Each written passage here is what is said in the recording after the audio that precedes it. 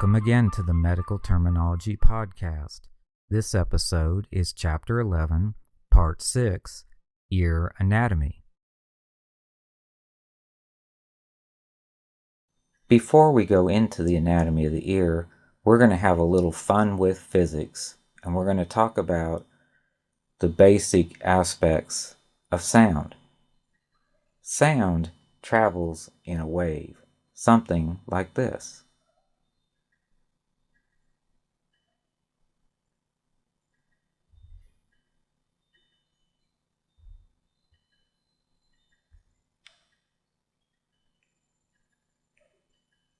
And there are two aspects to a sound wave. First of all, we have the amplitude. The amplitude is how high the wave is. It's its peak. The second aspect we have is its frequency. Frequency, F-R-E-Q-U-E-N-C-Y. And frequency is determined by the number of cycles, or peaks and valleys, in a given amount of time. We measure frequency in something called the hertz.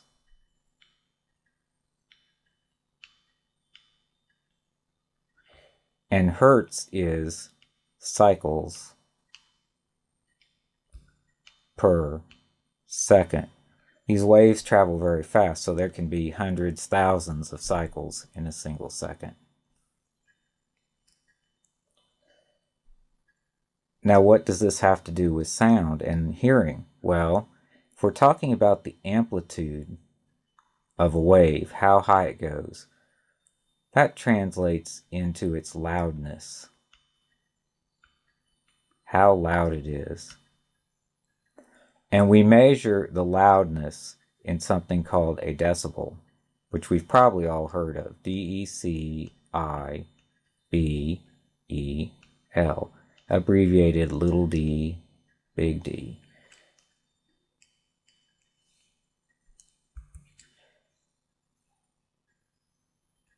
A sound with really high waves is going to be louder than a sound with shorter waves. This higher amplitude translates into higher decibels of sound, louder sound. And when we go back and look at frequency, or hertz, cycles per second, that translates into the pitch of a sound. And pitch is a musical term. What we're basically saying is how high or how low or deep the sound is.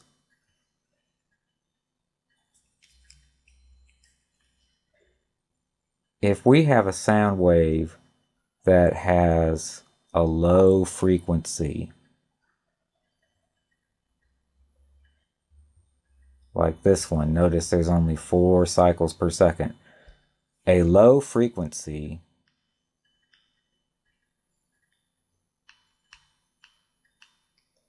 is going to equal a deep or low sound.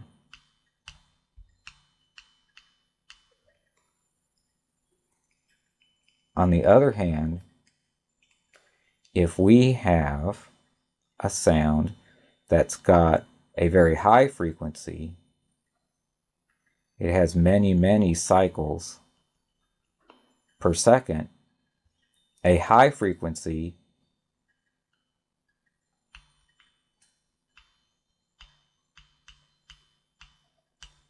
is going to equal a high sound, a high pitch.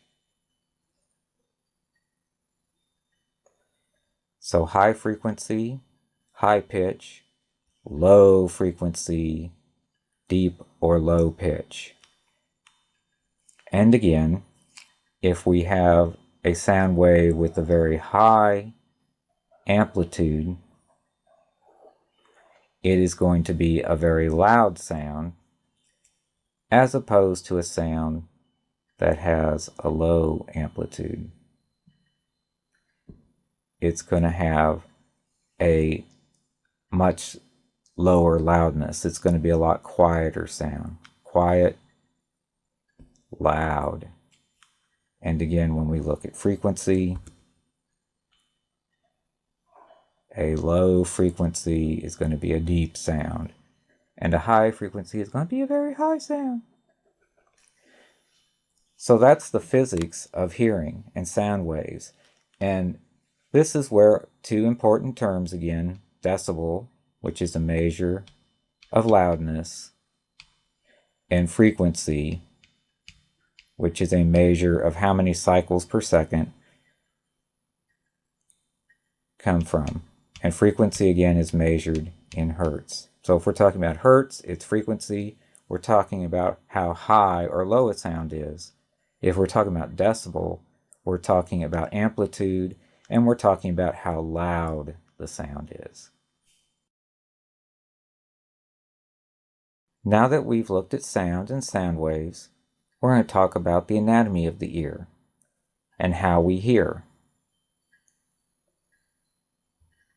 A sound wave comes in from the outside, is collected or focused by the pinna, and enters the auditory canal.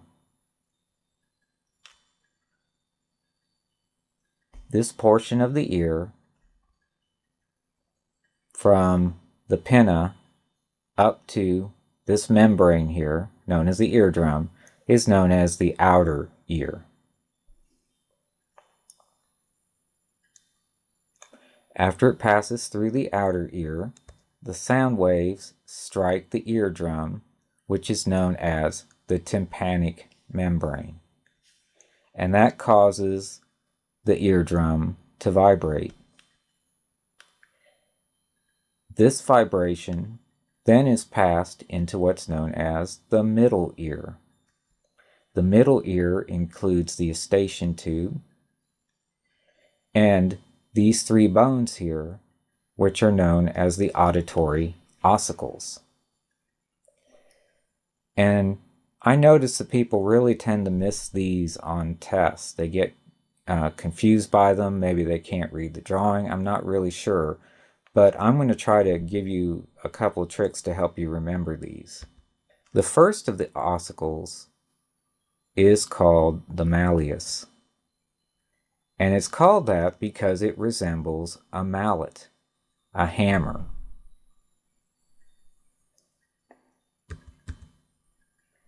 The next ossicle is known as the incus. And that means literally anvil. An anvil is what someone who's working in metal will use as a work surface.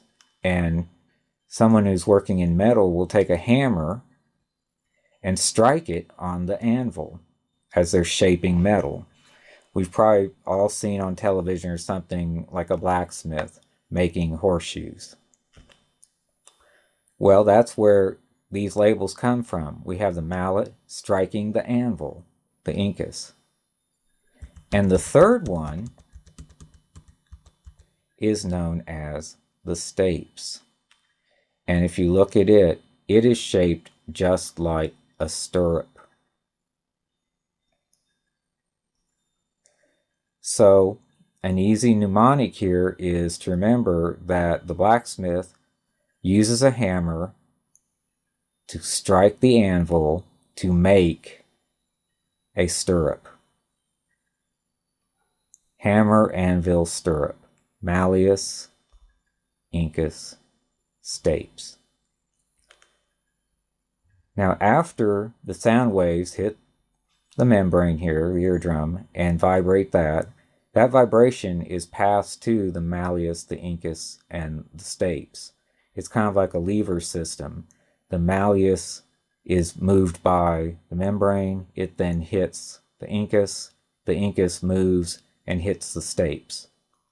And then the stapes moves and pushes against what's known as the oval window, and it's another little membrane that is on the surface of the cochlea.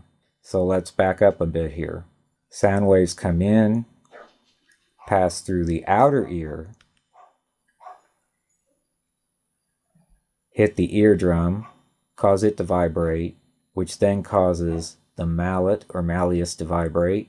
It then hits the incus, causing it to vibrate, which in turn hits the stirrup. And the stirrup or stapes then pushes against the oval window. So here we have the outer ear, and this section where the eardrum, the ossicles, and the eustachian tube are is known as the middle ear. And once we reach the cochlea, we are reaching what's known as the inner ear. At this point, sound has been moving as a wave, creating vibrations. But at some point, these vibrations have to be coded so that we can understand them, so that the nervous system can understand them. And that happens inside this shell-shaped area here known as the cochlea. The cochlea contains fine hairs that are moved by the sound waves.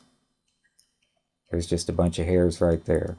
The sound wave comes in and causes these little hairs to sway back and forth. And they move differently depending on the frequency and depending on the amplitude of the wave. And so the wave coming in moves these little hairs, and that causes electrical impulses to occur. This is how sound waves are coded as nerve impulses. These little electrical impulses then travel up the auditory nerve to the brain. And that's how hearing works. Now, another part of the cochlea to look at is the labyrinth.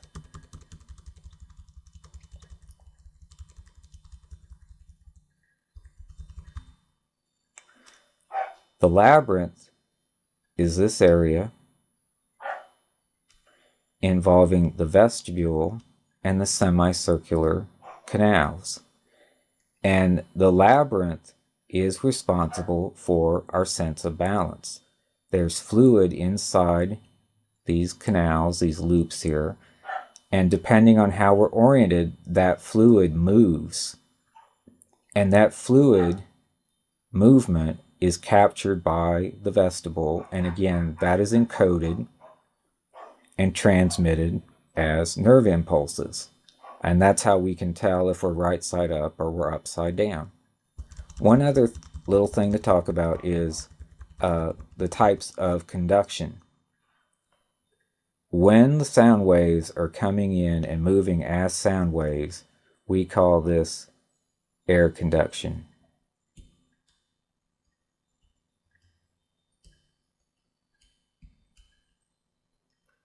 And in fact, most of the sources I've looked at refer to any conduction that involves the waves to be air conduction. So that would be from the outer ear all the way up to the oval window. At the point that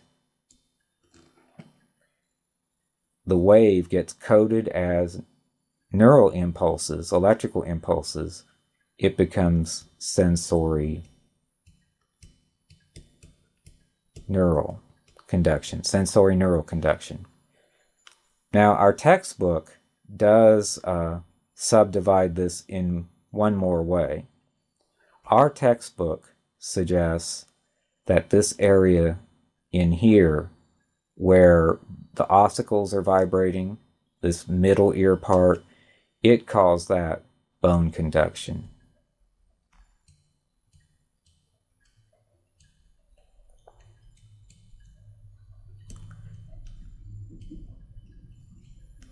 And I believe in other parts of the podcast, I had mentioned what other sources say. That is, air conduction goes from the outer ear all the way to the inner ear. Our textbook says air conduction only goes as far as the middle ear.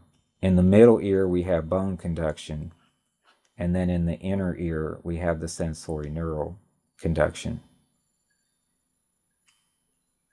As far as testing goes, we'll go with, what the textbook says.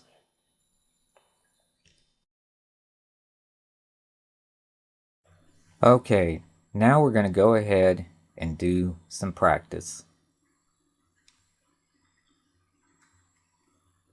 What is the term for the outer ear flap right here?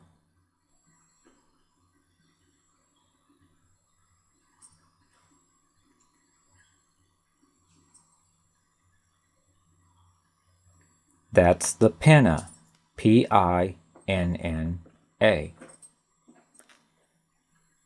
And what is the term for this structure that leads into the ear from the outside to this structure here? What do we call this?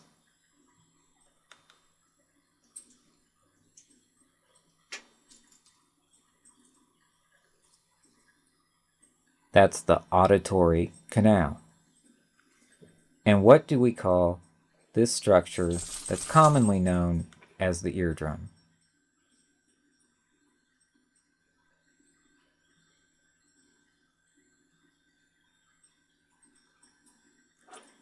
That's the tympanic membrane. And what is the term for these three bones right here?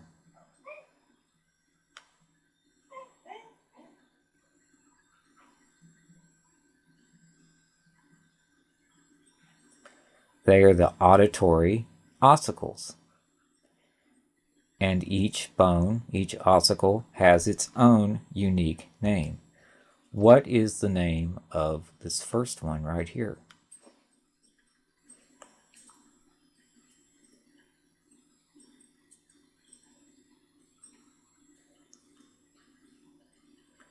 That's the malleus, M-A-L-L-E-U-S. Remember, it's hammer-shaped. It looks like a mallet, malleus. And what is the term for the second ossicle?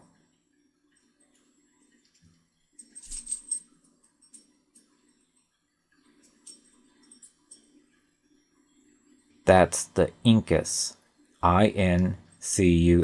And incus means anvil. It's an anvil-shaped bone. And finally, what is the term for this stirrup-shaped bone?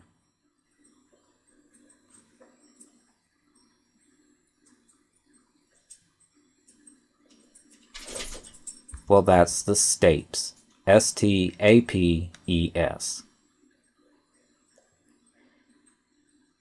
And what do we call this structure that leads up from the throat up into the middle ear here?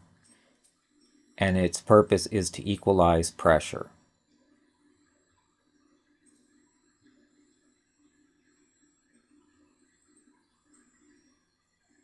Well, that's the eustachian tube. And what is the term for this shell-shaped structure right here?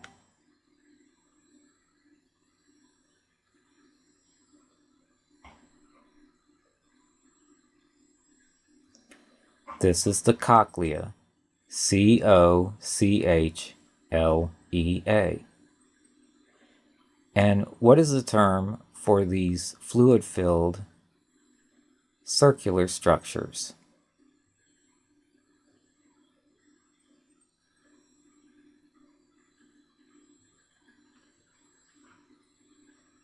Those are the semicircular canals.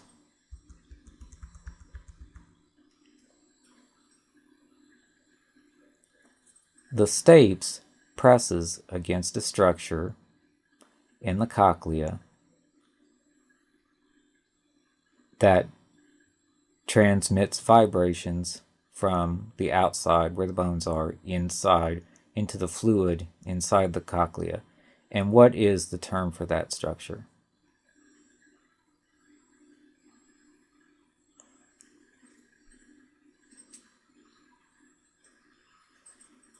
Well, that's the oval window. OVAL window, WINDOW.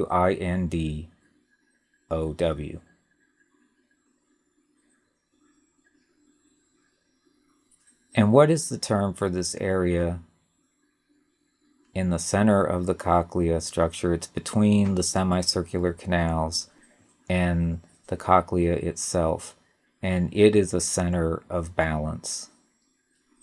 It transmits information to the brain about the body's orientation.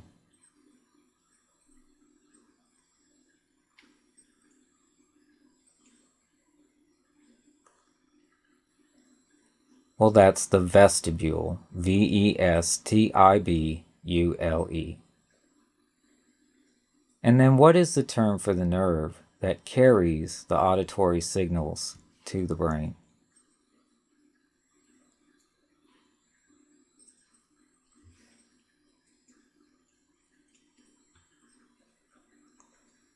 Well, that's pretty straightforward. It's the auditory nerve. AUDITORY nerve. Now we can also look at the structures of the ear in terms of three major parts. What do we call this first section that includes the pinna and the auditory canal?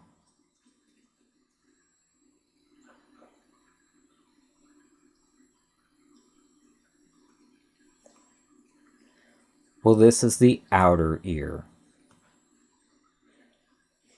And what do we call the middle section of the ear that includes the eardrum, the tympanic membrane, the auditory ossicles, and the eustachian tube?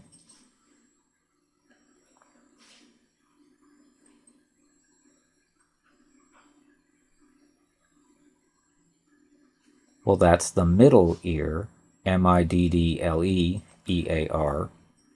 And finally, we have the third section of the ear where the sound waves and vibrations are transmitted into electrical impulses. And of course, it's also the center for our balance, or our equilibrium. What do we call this part of the ear?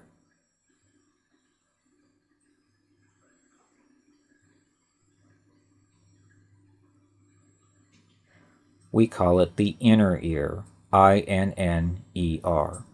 And we also have an alternative term for the inner ear. Do you remember what that is?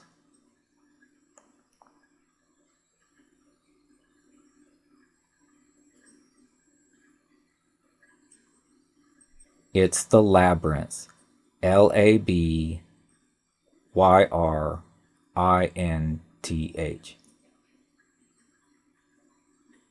When we talk about the movement of sound through the ear to the point that we can interpret it and hear it, there are 2 or 3 different terms we use.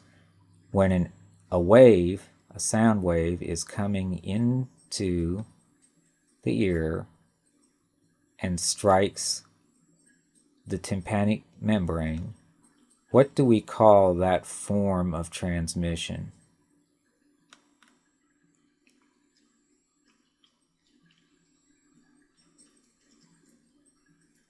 Well, we call that air conduction, AIR conduction, CONDUCTION.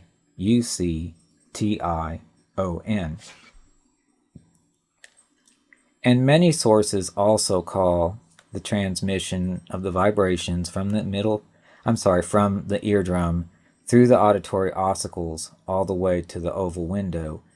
Many sources call that air conduction as well. However, our textbook and some other sources give it a different term. What is the term that our textbook gives for the transmission of sound wave or vibration from the eardrum through the auditory ossicles to the oval window?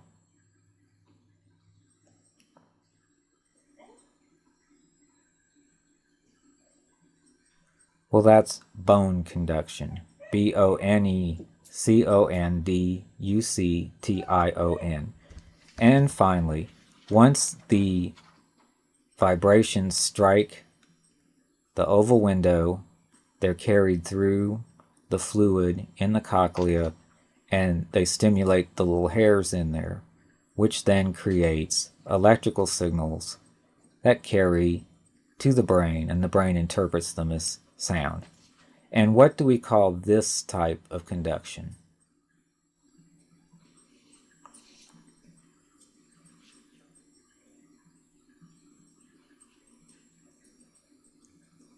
Well, we call that sensory neural conduction. SENSORINEURAL.